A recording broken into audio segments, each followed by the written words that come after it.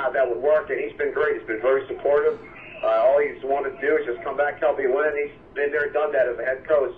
Now he just wants to support me any way possible, former player and former coach for him. So he's excellent. And I know you've got maybe some young players out there on the field tonight. I know you're out with at your son's game. Yeah, I am. Actually at my son's practice right now, so got to spend some time with my son when I'm spending a lot of my time with some other sons. So I gotta take care of my own too. So little double practice back to back, kind of wearing me down a little bit. How's it been for the team in practice this week coming off the win? It's been good. The big thing we try to tell them is that, after a big win, you don't want to let down, especially BCC, who's got an outstanding passing attack. They throw the heck out of the football. They got a nice quarterback. They got a wide outside to catch. And we can't have any letdowns. We got to continue to work to improve. And we got to, focus on saying, if we want to win a state championship, we got to get better every week, regardless of who we play. The kids can't get jacked up just to play Northwest. We got to get pumped up to play anybody that's on the schedule. And we got to work every day to get better if we're going to try to even sniff a state championship. One thing that John and I were talking about, and also our VOLiSPORTS crew from the game against Northwest, was how physical the game was, Coach, but how clean it was. Not a single time was there a single penalty for a player getting in another player's face. Strong, hard hitting, and a very clean game. And I know a lot of people walked away from the stadium really impressed with that on Friday night. That's actually interesting you bring that up, because I was talking to the coaches about that. I thought that was a very, very well-played game. Probably the cleanest Northwest Seneca game that we've ever had in our 10-year history. This is an intense rivalry. I know it got a little mucked up last year at the end.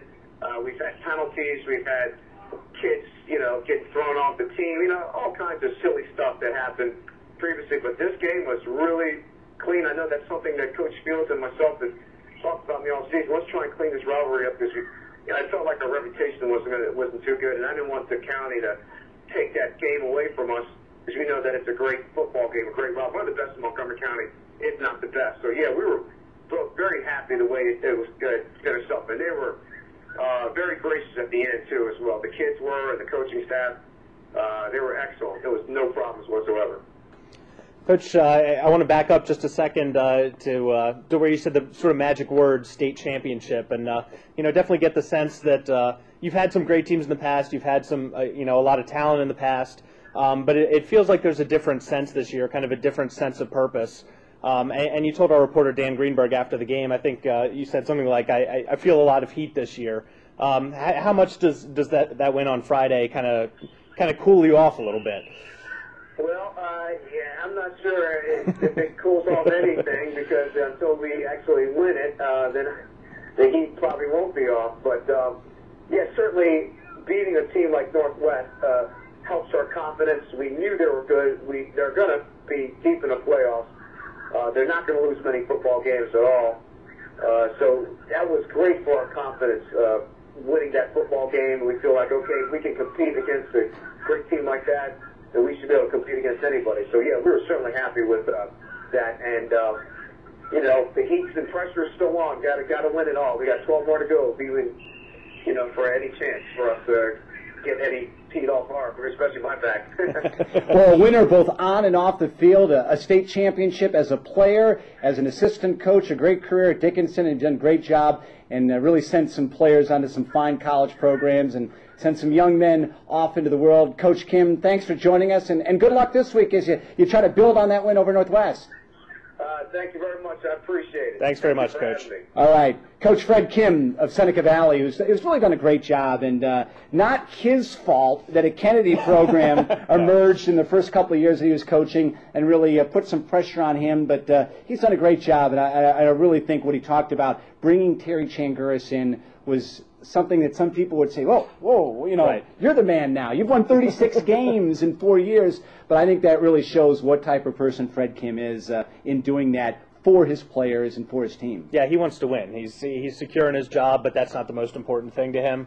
The most important things to him are those kids who, like you say, he's sent a bunch of kids off to Division I colleges. I think, of the coaches in the county, he's one of those who works among the hardest at getting his kids to play at the next level, or even just to go on to the next level in college. And like you say, just done a fantastic job at Seneca. And if he's feeling any heat from outside, then some people need a reality check. All the heat should be coming from inside him. And also pretty impressive, too, because Coach Kim was going to come into the VOLI studios with us tonight, but as he said, his son had a practice out there. He wanted to be out there. You heard the whistle and the action in the background. I know one of the big plays that folks are going to be seeing on TV tonight on the VOLI Sports Game of the Week is that 67-yard touchdown pass from George Lurch to Mark Henderson. It was a thing of beauty. We've got some great shots of it. You're not going to want to miss it, but it really proves the fact that a quarterback like a George Lurch, who maybe threw the ball a little more under last year, right, with a Terry Changuris, can really air it out. Yeah, and I think what you saw is in a game with two teams this closely matched and so well played and so tightly contested, that sometimes one big play is what it takes. And I think that's what the Seneca offense really has to offer this year. You heard Coach Kim talk about the defense, and they won't be giving up a ton of points. And if Seneca needs a big score, then they're going to be able to get it. Well, coming up next week is going to be another big game on the VOLI Sports Game of the Week. Whitman against Wooten, battling W's. Yep. We go inside the Beltway. We'll take our broadcast crew to Walt Whitman High School in Bethesda. Two teams last year that really emerged behind young quarterbacks last year, right, who now have quarterbacks who have come into their own that can throw the ball. They have some great athletes on the corners. Yes. We've also seen some good defense. This should be a good game next week on the VOLI Sports Game of the Week. You talked about the athletes. It's Anthony Young-Wiseman for Whitman. He's headed to Duke. He's playing quarterback, like you said, pretty much played quarterback for the first time in about the third or fourth week last season. He feels a little more comfort there this year. And for Wooten, it's Mike Mooney to Stephon Gumu. It's a connection that's worked for the past 2 years. It almost got them to the playoffs for the first time since the 1980s last year. And that's definitely what they had their sights set on this time around. And when you look at a team like a Wooten and like a Whitman, Whitman's had some success recently. I know Coach Malling is trying to build a culture with the 11th man and the whole thing that's going on right now. Wooten, they're getting new stands, putting some money into the program, and you can see incrementally how his program has moved up. Also seen by the fact that Wooten is sending players on to play Division I, Division III college football, right, and that gives the younger I might have a crack to play in college. Yeah, Coach Malling he's gotten the parents involved. He's gotten the community involved. He's actually done exactly what the Wooten lacrosse programs have done. It's just that Wooten lacrosse didn't have quite as far to go. So the football program was down for a lot of years, and it's definitely on the way back. There's a lot of excitement, a lot of buzz around it. People want to play for that program now, and that obviously matters a lot. Yeah, it's a big thrill to see a player like an Anthony Young-Wiseman, because who knows, down the road, he's the type of player who could emerge at a Duke University as a wide receiver, split end, scat back, something like that. And you'll be able to say, hey, we were able to see him here in Montgomery County, and though he might not have played in some of the highest level programs, profile programs, right, he helped build a Whitman program, maybe leave behind a legacy that the kids at his school could follow up with. Yeah, I think Duke's a great fit for him. He'll be playing in a BCS conference. You can say what you will about Duke's football teams, but Anthony's a real smart kid. It's a great school, and I think he'll do really well there. And always, when I talk to anyone, they talk about, gosh, he's going to college in this school. Maybe that's not a great program. Any kid from Montgomery County who can play college football, be at a Division I level, but I think a lot of people get lost in the fact that a lot of these athletes are going on to play in some fine Division III programs. I know Ray Lynn from Landon, one of the quarterbacks now at Franklin and Marshall. That's a big deal. And when these players get to these college programs, be it a Division I or a Division III program, they do have to take it up a notch. Yeah, absolutely, and that's you see that all the time. We do tend to talk about the Division I or FBS, FCS kids, but Division II, Division III programs absolutely full of Montgomery County graduates. Way too many for us to kind of talk about them all here, but it is, and recruiters are coming to this area more and more because of the success that the kids have had in the past.